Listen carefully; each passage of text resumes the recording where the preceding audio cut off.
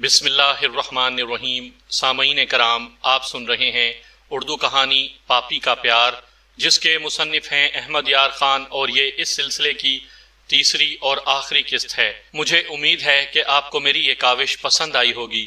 آپ نے اگر ابھی تک میرا چینل کہانی گھر سبسکرائب نہیں کیا تو ابھی میرے چینل کو سبسکرائب کر کے بیل نوٹیفیکیشن آن کر لیجئے تاکہ آنے والی ہر نئی کہانی کی اطلاع بر وقت آپ تک پہنچ سکے۔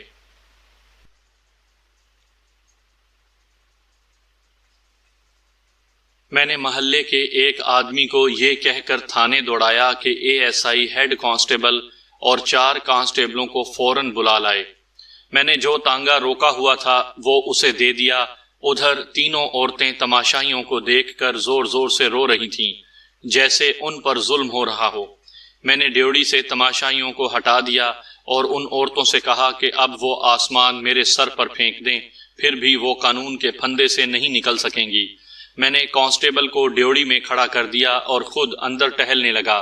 فرزانہ نے مجھے سر کے اشارے سے ایک کمرے میں چلنے کو کہا اور خود کمرے کے دروازے میں جا کھڑی ہوئی۔ اس کی ماں اور نوکرانی دوسرے کمرے میں چلی گئیں۔ میں فرزانہ کے ساتھ کمرے میں داخل ہوا تو اس نے دروازہ بند کر لیا۔ آگے آ کر میرے ہاتھ پکڑ لیے اور بولی، مجھے ہر وقت اپنا غلام سمجھیں، جب بھی اور جہاں بھی بلائیں گے میں آ جایا کروں گی۔ آئیے میں دروازہ بند کر دیتی ہوں۔ ایسی پیشکش کبھی کبھی تھانے داروں کو ہوا کرتی ہے۔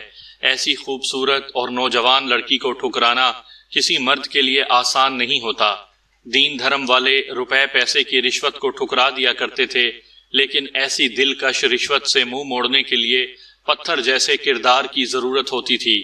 یہ رشوت آج بھی چلتی ہے اور قتل، ڈاکے اور اغوا کی پکڑی ہوئی وارداتیں گول ہو جاتی ہیں۔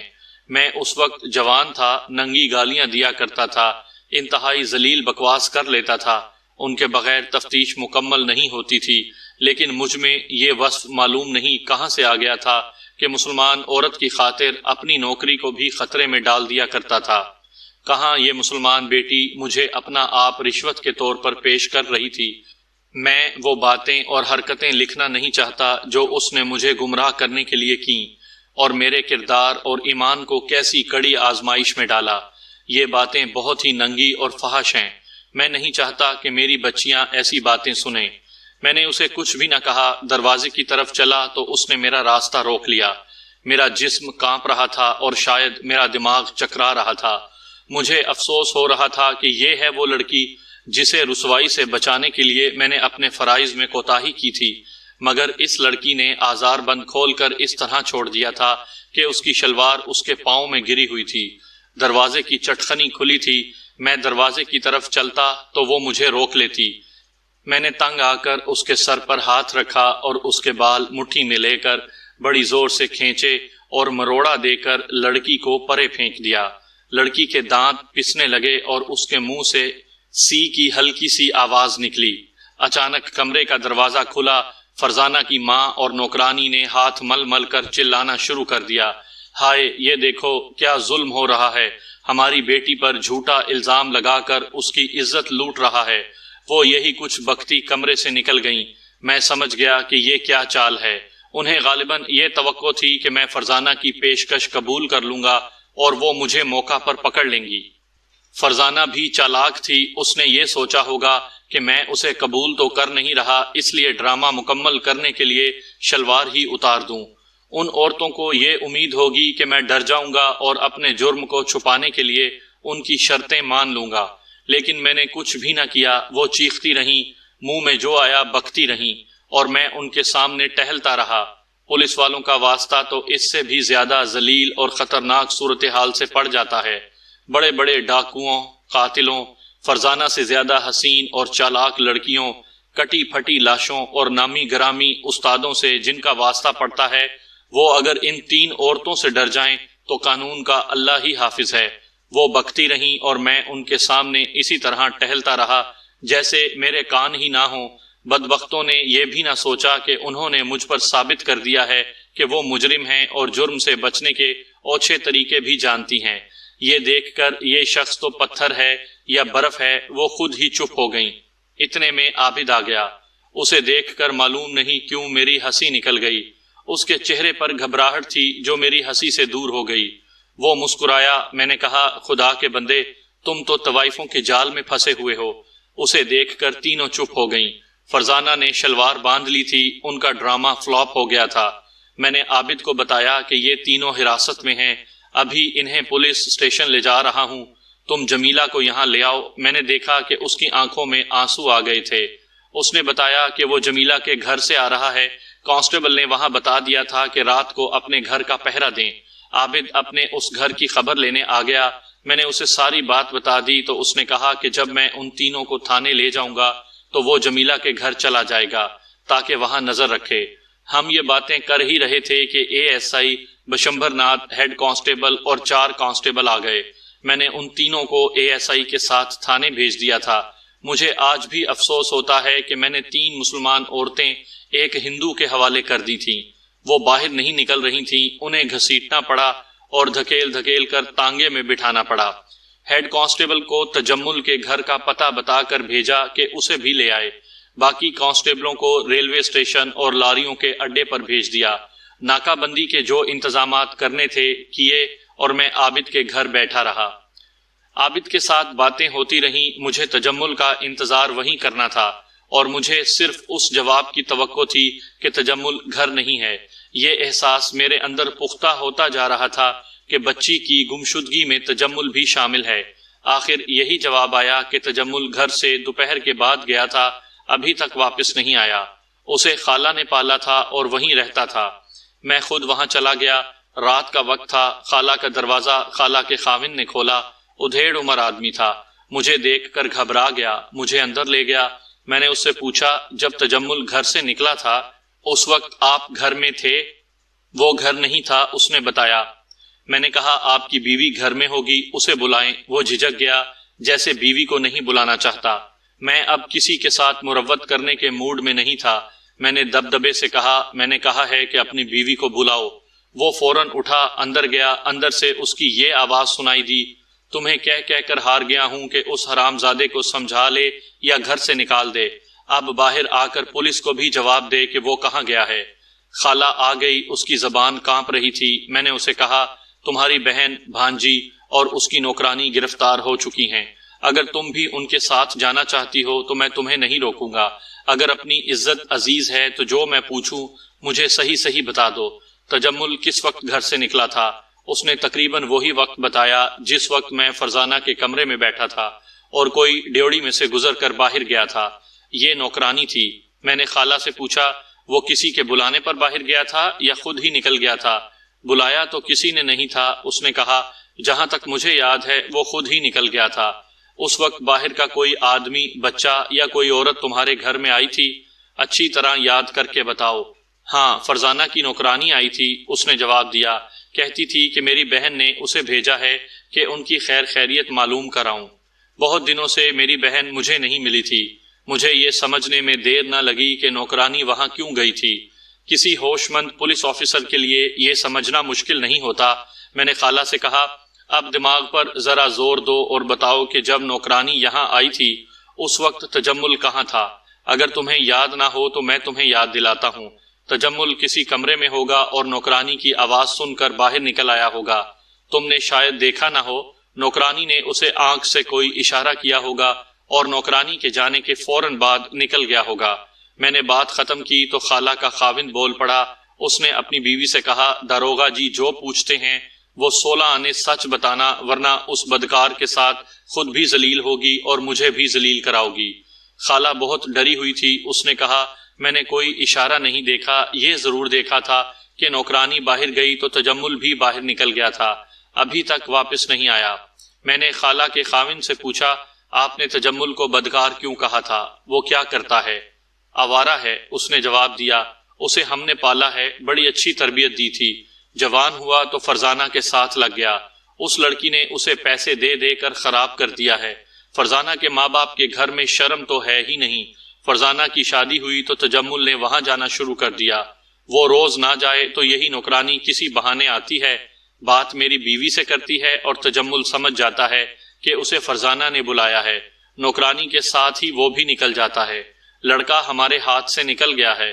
خاوند کی آدھی آمدنی تو وہ تجمل کو دے دیتی ہے، وہ جو کپڑے پہنتا ہے وہ تو میں خواب میں بھی اسے نہیں پہنا سکتا۔ آپ کو معلوم ہے نا کہ فرزانہ کی بچی گم ہو گئی ہے۔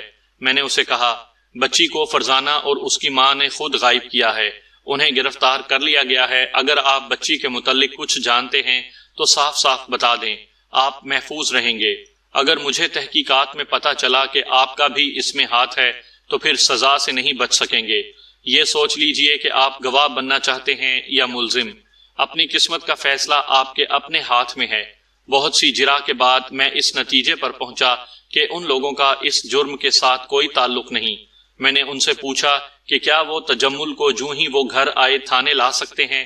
خالہ کا خاوند ایسی ضمانت پر آمادہ نہ ہوا۔ اس نے کہا کہ ہم اسے ہتھکڑیاں تو نہیں لگا سکتے، تھانے کا نام سن کر بھاگ جائے گا۔ میں نے کانسٹیبل کو اس محلے میں چھوڑ دیا اور تھانے میں چلا گیا۔ تینوں عورتیں حراست میں بیٹھی تھیں۔ انہیں کہا کہ وہ اقبال جرم کرنا چاہتی ہیں یا میں خود شہادت اور ثبوت مہیا کر دوں۔ ان کے دماغ ابھی تک ٹھکانے نہیں آئے تھے۔ ابھی تک انہیں امید تھی کہ وہ مجھے الو بنا لیں گی۔ میں نے اقبال جرم پر زیادہ زور نہ دیا اور نوکرانی کے خاوند کو بلایا۔ اسے میں نے پہلے ہی تھانے میں بھجوا دیا تھا۔ اسے کہا کہ وہ اچھی طرح یاد کر لے کہ اس کی بیوی بچی کو کب اور کتنے بجے گھر لائی تھی، پھر اس کی پرورش کس طرح ہوتی رہی اور بچی کو کب اور کتنے بجے لے کر گئی۔ اس کے لیے میں نے روٹی اور چائے کا بندوبست کر دیا اور خود اپنے کوارٹر میں چلا گیا۔ جسم اور دماغ کا برا حال ہو گیا تھا۔ میں نے تینوں عورتوں کے کھانے پینے کا کوئی انتظام نہ کیا اور میں انہیں بھوکا رکھنا چاہتا تھا اور آدھی رات کے بعد ان سے بیان لینے کا فیصلہ کیا تھا۔ انہیں حوالات میں بند کرا دیا۔ پانی گرم کرا کے میں نہایا اور کھانا کھایا۔ میری بیوی اس قسم کی وارداتوں میں بہت دلچسپی لیا کرتی تھی۔ میں یہ واردات اسے سنانے بیٹھ گیا اور رات کے 11 بج گئے۔ میں نے ڈیوٹی کانسٹیبل سے کہا تھا کہ مجھے رات 2 بجے جگا دے۔ میں اس وقت ان عورتوں سے تفتیش کرنا چاہتا تھا۔ میں سو گیا۔ میری بیوی نے مجھے جگایا، کہنے لگی کانسٹیبل آیا ہے۔ میں سمجھا 2 بج گئے ہیں۔ گھڑی دیکھی 12:40 ہوئے تھے۔ کوئی اور بات تھی۔ مجھے کوفت ہوئی کہ کوئی اور کیس آ گیا ہے۔ باہر نکلا تو کانسٹیبل نے کہا بچی آ گئی ہے۔ میں سمجھا شاید خواب دیکھ رہا ہوں۔ کانسٹیبل نے یہ کہہ کر مجھے پوری طرح بیدار کر دیا کہ مشرف اور سوہندار سنگھ ایک لڑکے کو پکڑ لائے ہیں، بچی اس کے پاس ہے۔ مشرف اور سوہندار میرے کانسٹیبل تھے۔ میں کمبل لپیٹ کر اپنے دفتر میں گیا۔ وہاں تجمل بینچ پر بیٹھا تھا۔ اس نے بچی کو سینے سے لگا رکھا تھا۔ بچی چھوٹے سے کمبل میں لپٹی ہوئی تھی اور سوئی ہوئی تھی۔ مجھے دیکھ کر تجمل اٹھا۔ سردی سے اس کے ہونٹ نیلے ہو گئے تھے۔ گرم کپڑوں میں بھی وہ کانپ رہا تھا۔ میں نے انگیٹھی جلانے کو کہا۔ تجمل نے بڑے رحم طلب لہجے میں کہا میں ساری بات بتا دوں گا، مجھے کھانا کھلا دیں، بھوک اور سردی سے مر رہا ہوں۔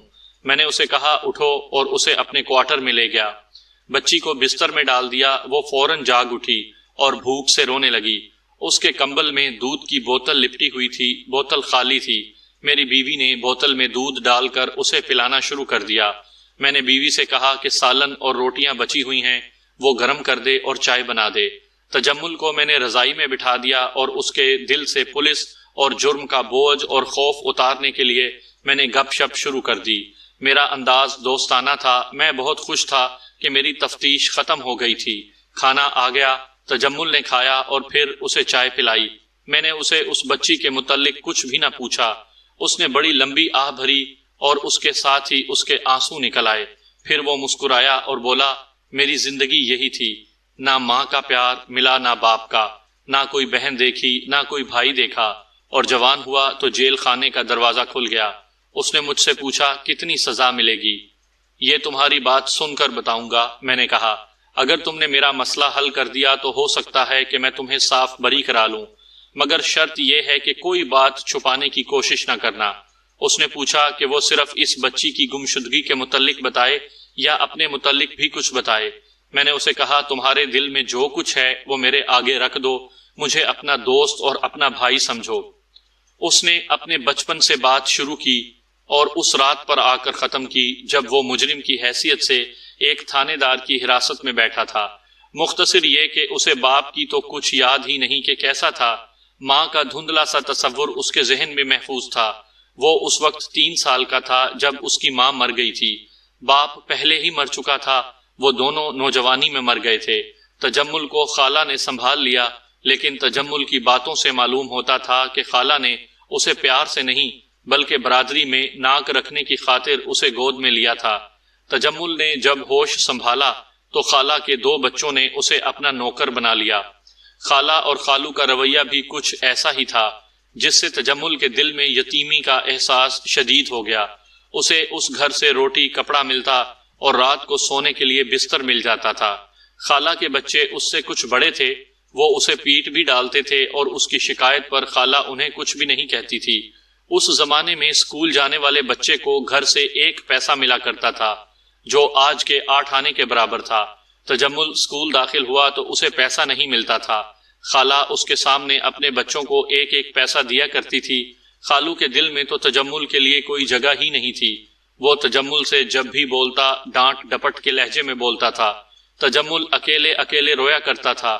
اسے صرف پیار کی ضرورت تھی، جو اسے کہیں بھی نہ ملا۔ تجمل نے مجھے بچپن کے بہت سے واقعات سنائے جو خالہ کے گھر کے ظلم کو ظاہر کرتے تھے۔ اسے وہ ہر ایک موقع یاد تھا جب خالو یا اس کے بچوں نے پیٹا تھا۔ وہ خوابوں میں صرف ماں کو دیکھتا رہا۔ اس نے کہا، میں بھوکا اور ننگا رہ سکتا تھا، ان پڑھ رہ سکتا تھا، مگر پیار کے بغیر میں زندہ نہیں رہ سکتا تھا۔ مجھے ماں یاد آتی تھی تو میں گھر سے دور جا کر رو دیا کرتا تھا۔ 10 سال کی عمر میں اسے پیار مل گیا۔ یہ فرزانہ سے ملا۔ اس میں اور فرزانہ کی عمر میں تھوڑے ہی دنوں کا فرق تھا۔ تجمل خوبصورت لڑکا تھا۔ فرزانہ اور اس کی دوستی ہو گئی۔ وہ کبھی کبھی تجمل کو 1 یا 2 پیسے دیتی تھی، اور گھر میں کوئی مٹھائی یا پھل فروٹ آئے تو وہ بھی اسے لا دیتی تھی۔ فرزانہ اس کی دوسری خالہ کی بیٹی تھی۔ فرزانہ کی ماں کو بھی یہ بچہ اچھا لگا۔ اس نے تجمل سے کہا کہ آ کر فرزانہ کے ساتھ کھیلا کرو۔ یہ پیار کی پہلی لہر تھی جو تجمل کی زندگی میں آئی۔ وہ سارے دکھ بھول گیا، ماں کو بھی بھول گیا۔ اب وہ اپنے گھر صرف سونے کے لیے جاتا تھا۔ فرزانہ کی ماں پکی پاپن تھی۔ وہ جنسی عیاشی میں ڈوبی ہوئی تھی اور اس پر جائیداد کا خبط سوار تھا۔ یہ باتیں تجمل کو جوان ہو کر معلوم ہوئیں۔ بچپن اور لڑکپن میں فرزانہ اور اس کی ماں اس کے لیے پریاں تھیں۔ جیسی ماں ویسی بیٹی، بالکل صحیح مقولہ ہے۔ 13 سال کی عمر میں فرزانہ نے تجمل کو اپنے ساتھ جنسی لذت سے آشنا کر دیا۔ تجمل نے اسے بھی پیار سمجھا اور اس کے بعد فرزانہ کو جب کبھی تنہائی ملتی تجمل کو بلا لیتی اور اس کے ساتھ میاں بیوی کا کھیل کھیلتی۔ تجمل نے میٹرک پاس کر لیا۔ فرزانہ صرف 8 جماعتیں پڑھ سکی تھی۔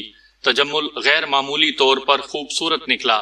خالو اسے اپنے کاروبار میں لگانا چاہتا تھا، جو تجمل کو پسند نہیں تھا۔ اس پر دونوں میں گرما گرمی ہوتی رہتی تھی۔ تجمل کو اب ان کی محتاجی محسوس نہیں ہوتی تھی۔ فرزانہ اسے پیسے دیتی رہتی تھی اور ماں سے کہہ کر اسے ہر عید پر نئے کپڑے بھی سلوا دیتی تھی۔ فرزانہ کی ماں کے پاس پیسے کی کمی نہیں تھی۔ اب تجمل اچھا برا سمجھنے لگا تھا، مگر وہ یہ نہ سمجھ سکا کہ بدکاری کو پیار نہیں کہتے۔ وہ یہ ضرور سمجھ گیا کہ فرزانہ کی ماں اچھے چال چلن کی عورت نہیں، لیکن اس کے لیے وہ بہت اچھی تھی۔ تجمل کی عمر 20 سال ہو گئی تو ایک روز فرزانہ نے اسے یہ خبر سنائی کہ اس کی شادی ہو رہی ہے۔ تجمل کو بہت رنج ہوا۔ وہ تو یہ امید لگائے بیٹھا تھا کہ اس کے سوا فرزانہ کی اور کہیں شادی ہو ہی نہیں سکتی۔ اس نے فرزانہ سے شکایت کی تو فرزانہ نے اسے کہا، شادی کا یہ مطلب تھوڑے ہی ہے کہ ہمارا تعلق ٹوٹ جائے گا۔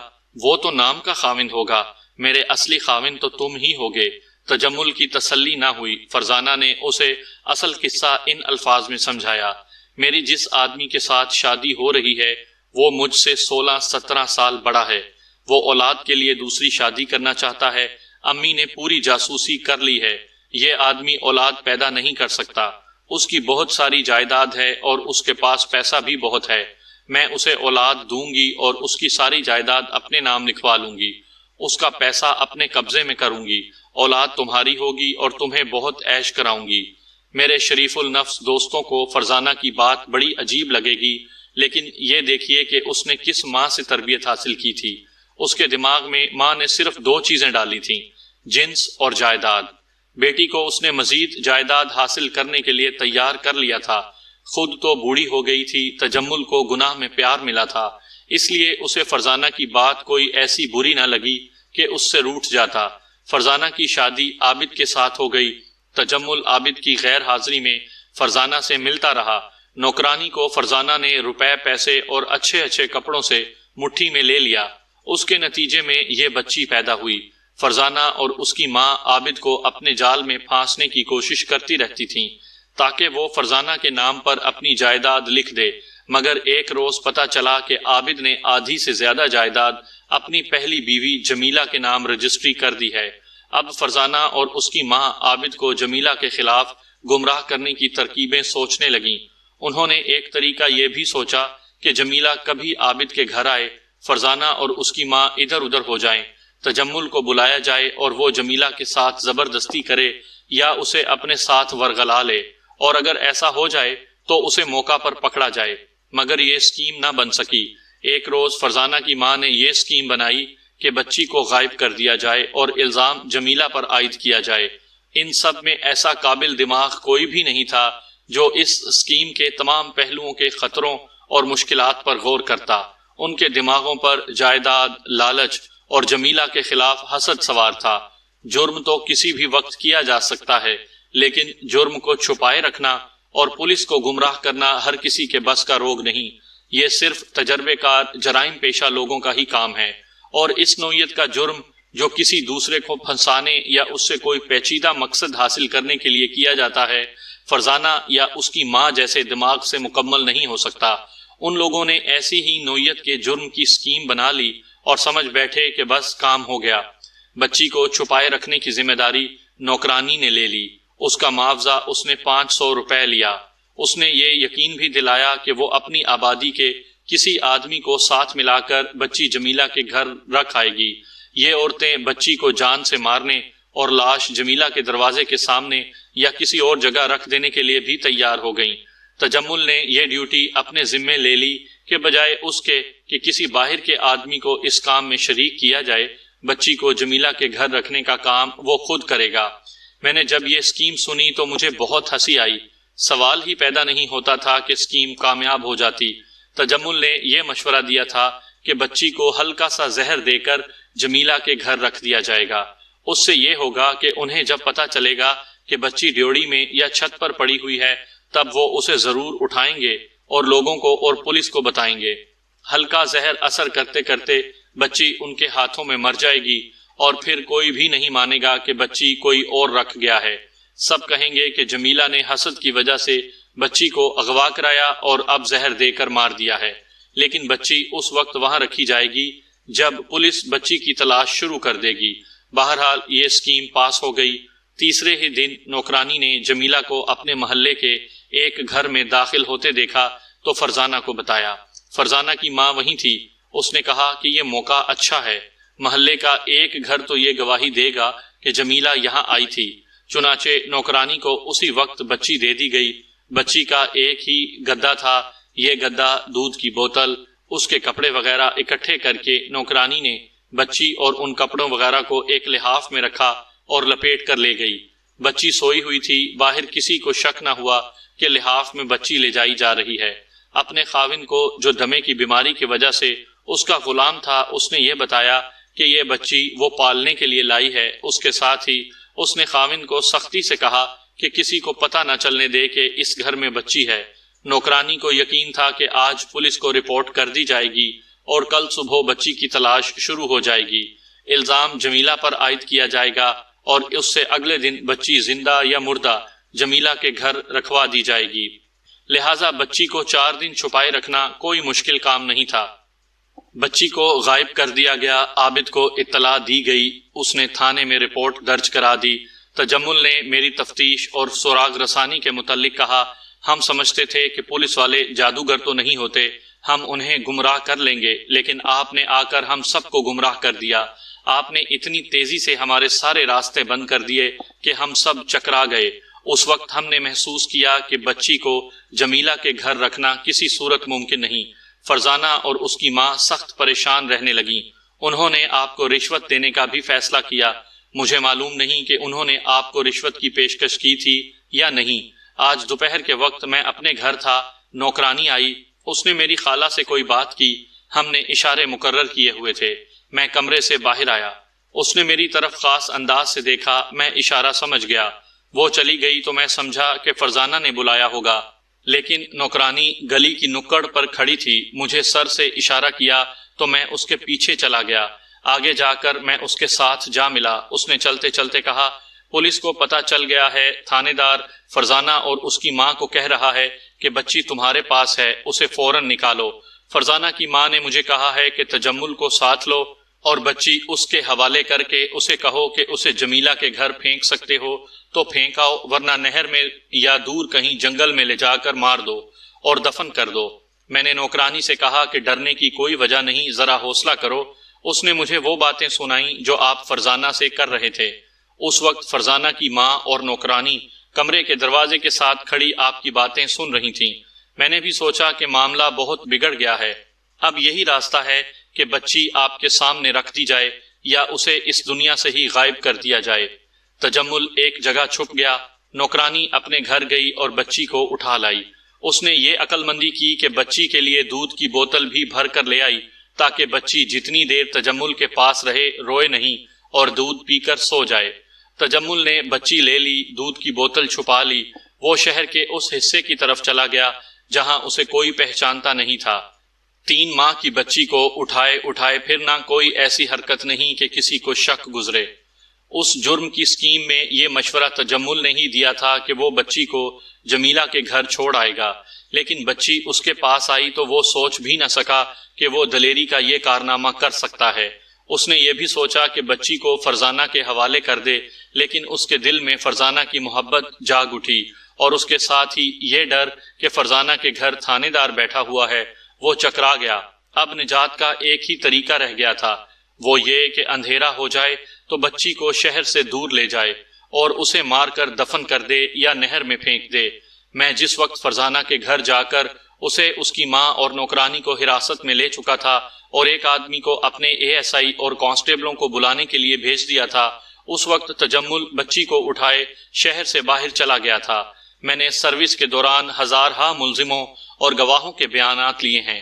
اکثر یہ ہوتا ہے کہ ایک واردات کا مقدمہ ختم ہوتے ہی اس کے تمام تر بیانات ذہن سے اتر جاتے ہیں، پھر دوسری واردات کے بیانات سامنے آ جاتے ہیں۔ ریٹائرڈ پولیس آفیسر کو تو بہت سے ملزموں اور گواہوں کی شکلیں بھی بھول جاتی ہیں، ان کے بیان کہاں یاد رہتے ہیں، لیکن کچھ ملزم ایسے میرے سامنے آئے ہیں جن کے اقبالی بیانات کو میں ساری عمر یاد رکھوں گا، شاید اس لیے کہ میں جذباتی انسان ہوں۔ بات جو جذبات کو ہلاتی ہے ہمیشہ کے لیے ذہن پر نقش ہو جاتی ہے۔ تجمل کا اقبالی بیان اسی زمرے میں آتا ہے، اس کے الفاظ آج بھی مجھے یاد ہیں، میں اس کا بیان مختصر کر کے پیش کرتا ہوں۔ اب میرے ذمہ یہ کام تھا کہ میں بچی کا گلا گھونٹ دوں اور اسے کہیں دفن کر دوں یا زندہ ہی نہر میں پھینک دوں۔ میں شہر سے دور نکل گیا تھا، وہاں دیکھنے والا کوئی نہ تھا۔ اچانک بچی نے رونا شروع کر دیا۔ میں نے دودھ کی بوتل اس کے منہ سے لگا دی اور وہ چپ ہو کر پینے لگی۔ میں ایک جگہ بیٹھ گیا، بچی دودھ پی رہی تھی اور میں سوچ رہا تھا کہ اسے کس طرح ختم کروں۔ اتنے میں بچی نے دودھ پی لیا۔ میں نے بوتل اٹھا لی، سردی پریشان کرنے لگی۔ میں نہر کے کنارے پہنچ گیا۔ میں یہ ارادہ لے کر گیا تھا کہ بچی کو فوراً نہر میں پھینک دوں گا، لیکن وہاں جا کر میرے دل پر خوف طاری ہو گیا۔ میرا ایک ہاتھ بچی کے منہ کی طرف چلا گیا، بچی کے ہاتھ کمبل سے باہر تھے۔ اس نے میری ایک انگلی دونوں ہاتھوں سے پکڑ لی اور منہ میں لے کر چوسنے لگی۔ اچانک میری آنکھوں کے سامنے میری ماں کی تصویر آ گئی۔ ایسے لگا جیسے اندھیرے میں مجھے اپنی ماں نظر آ رہی ہو، اور اس کے ساتھ ہی میرے اندر ایک پیاس سی پیدا ہو گئی، ایسی پیاس جو پانی سے نہیں بجھتی۔ میں نے اپنے آپ سے کہا، تجمل، اس دنیا میں تیرا کون ہے؟ کوئی بھی نہیں، کوئی بھی نہیں جس کی رگوں میں میرے باپ کا خون ہو، کوئی بھی نہیں جو میری ماں کے پیٹ سے پیدا ہوا ہو۔ میں وہیں بیٹھ گیا۔ بچی کے چھوٹے چھوٹے ہاتھ جو کمبل سے باہر تھے کمبل میں کر دیے، بہت ٹھنڈ تھی۔ میں نے بچی کو سینے سے لگا کر اپنا منہ اس کے منہ کے ساتھ لگایا۔ میرے دل سے آواز اٹھی کہ یہ میرا خون ہے، یہ میرے پیار کی نشانی ہے، یہ میری بچی ہے، میں اپنے پیار کو اپنے ہاتھوں نہیں ماروں گا۔ اس وقت اس ساری دنیا کا ہر ایک انسان مجھے دھوکہ اور فریب نظر آیا۔ فرزانہ سے مجھے نفرت ہو گئی۔ مجھے پہلی بار یہ احساس ہوا کہ میں جسے پیار سمجھتا رہا وہ گناہ تھا۔ فرزانہ کو میں اس لیے اچھا لگا تھا کہ خدا نے مجھے ایسی اچھی شکل و صورت دی تھی جو فرزانہ کو پسند آ گئی تھی، اور پھر میں اسے اس لیے اچھا لگتا تھا کہ اس کے لیے گناہ کی لذت کا ذریعہ بنتا تھا۔ وہ میرے جسم کے ساتھ کھیلتی رہی، پھر اس نے مجھے اتنے بڑے گناہ کا ذریعہ بنایا کہ میں اتنی معصوم بچی کو قتل کرنے پر تیار ہو گیا۔ ماں کے بعد اگر میں کسی کو اپنا کہہ سکتا تھا تو وہ یہ بچی تھی جو میرا اپنا خون تھی۔ میں بچی کو سینے سے لگا کر بہت رویا، بہت دیر گال بچی کے گالوں سے رگڑتا رہا، اور مجھے اتنا لطف آیا جو میں نے پہلے کہیں نہیں پایا تھا۔ فرزانہ کا جسم یاد آیا تو مجھے اپنے آپ سے بدبو آنے لگی۔ اسے میرے ساتھ اتنا ہی پیار تھا جتنا بچے کو کھلونے سے ہوتا ہے۔ ایک کھلونا ٹوٹ گیا تو دوسرا آ جائے گا۔ اس نے مجھے ایسا کھلونا بنایا کہ پھانسی کے تختے پر کھڑا کر دیا۔ اس نے عابد کو کھلونا بنایا کہ اس سے جائیداد اور دولت ملے گی۔ میں نے یہ بھی سوچا کہ بچی کے ساتھ نہر میں کود جاؤں اور اس دنیا سے آزاد ہو جاؤں، لیکن میں بچی کو نہیں مارنا چاہتا تھا۔ یہ ایک گناہ کی پیداوار تھی، لیکن یہ گناہ میرا تھا اور یہ میرا خون تھا۔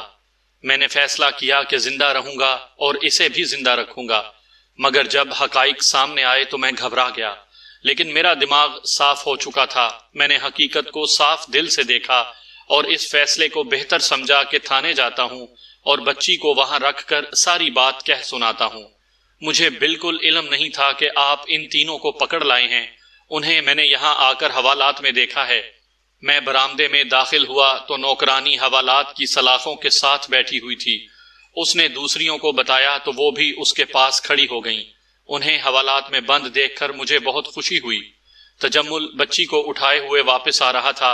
وہ اس راستے سے شہر میں داخل ہوا جہاں میرے 2 کانسٹیبل مشرف اور سوہندہ سنگھ ڈیوٹی پر تھے۔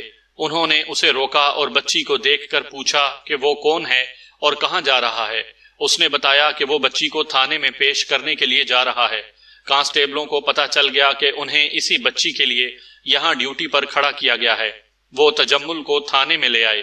میں تجمل کی مدد کرنا چاہتا تھا، اس نے میرے جذبات کو ہلا دیا تھا۔ مدد کی یہی ایک صورت تھی کہ اسے وعدہ معاف گواہ بنا لوں۔ یہ اس صورت میں ممکن تھا کہ یہ 3 عورتیں اقبال جرم نہ کریں۔ میں نے بہت غور کیا کہ ان کے اقبال جرم کے بغیر میں استغاثہ مضبوط بنا سکتا ہوں یا نہیں۔ ملزم کو پکڑ لینا تو اتنا مشکل نہیں ہوتا، عدالت میں اسے مجرم ثابت کرنا مشکل ہوتا ہے۔ میں نے تجمل کو حوالات کے دوسرے کمرے میں بند کر دیا اور بچی کو اپنی بیوی کی تحویل میں رہنے دیا۔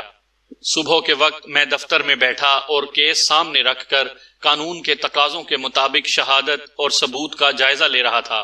فرزانہ، اس کی ماں اور نوکرانی کو میں نے بالکل نہیں کہا کہ وہ اقبال جرم کریں۔ ان سے بیان لینے لگا تو وہ ابھی تک کہہ رہی تھیں کہ یہ جمیلہ کی کارروائی ہے۔ میں نے اسی روز ان کا اور تجمل کا ریمانڈ لے لیا، پھر ضروری عدالتی کارروائی کر کے تجمل کو وعدہ معاف گواہ منظور کرا لیا۔ بچی کو عدالت میں پیش کر کے تھانے کے علاقے کے ایک معزز فرد کے سپرد کر دی۔ 8ویں روز تینوں عورتوں کا چالان 3 دفعات میں عدالت میں پیش کر دیا۔ انہوں نے بڑا ہی قابل ہندو وکیل کیا جس نے میرے استغاثہ کی بنیادیں بھی ہلا دیں، لیکن شہادت اور ثبوت ایسے تھے کہ وکیل ہار گیا۔ تینوں عورتوں پر 3 دفعات کے جرم ثابت ہو گئے اور ہر ایک کو مجموعی طور پر 5 سال سزائے قید بامشقت سنائی گئی۔ انہوں نے اپیل کی، وہ بھی مسترد ہو گئی۔ مقدمے کے دوران ہی عابد جمیلہ کو اپنے گھر لے آیا تھا۔ تجمل سے فیصلے کے بعد ملاقات نہیں ہوئی۔ عدالت نے بچی اسی کو دے دی تھی۔